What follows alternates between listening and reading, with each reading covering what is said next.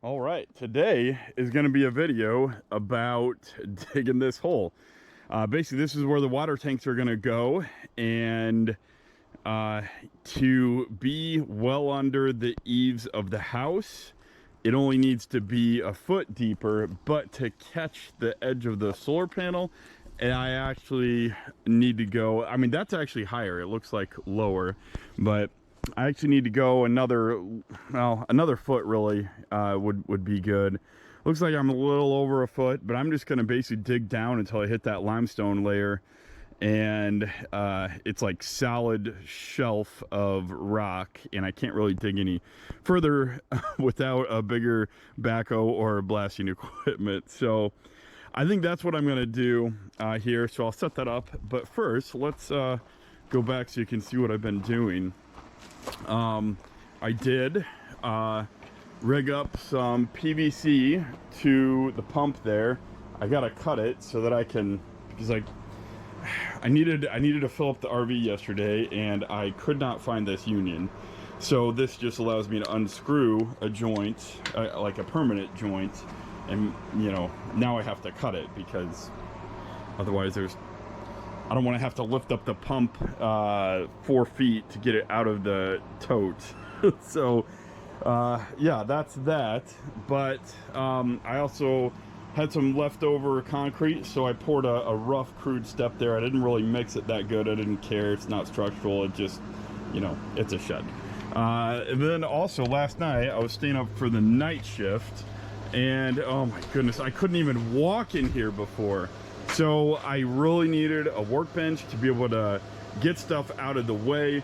I actually built it a lot like a ceiling. I don't know if you can see that, it's kind of dark under there, but I built it a lot like this, where I have actual joists in there underneath to support the plywood. And you know, I basically just use leftover materials that I use to put in the upstairs up there. So I think I don't really need these 2x4 support for the header,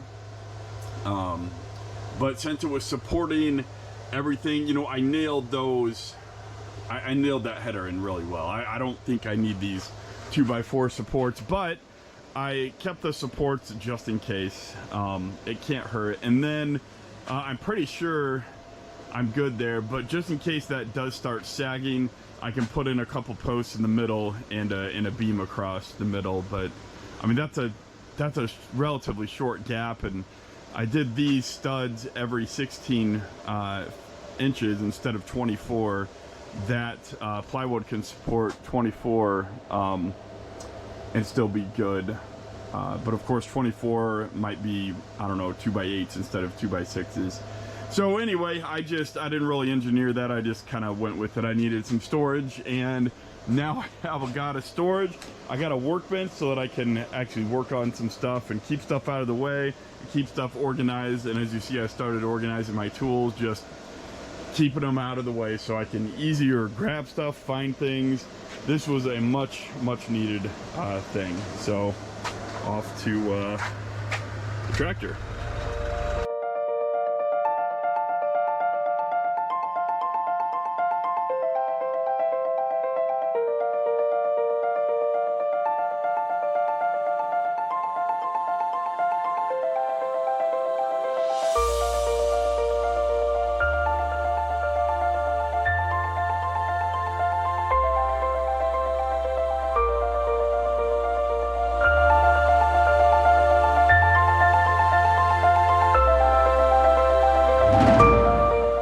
Well, not sure how much of you that heard or where it cut off without editing yet, but the camera kept saying it was too hot to operate even though I had it in the shade. I guess 107 or whatever it is just too hot. So the problem is the height difference between the gutter and the bottom of that pit is only like a foot. And basically that means I would have to enter the tanks at 5.5 feet instead of 6.5 feet. So I lose the volume, whatever's equal to what is it, pi r squared So the radius I think is like 4 feet times the difference of 1 foot times 4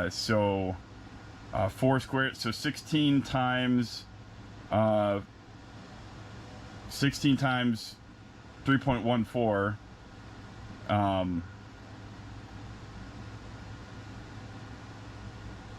Oh boy, math. I can't do that in the head. I need a calculator. But anyway, times 1 foot, so it'd be 1, would be the volume in feet cubed of my tank size that I'm losing if I put the tanks over there.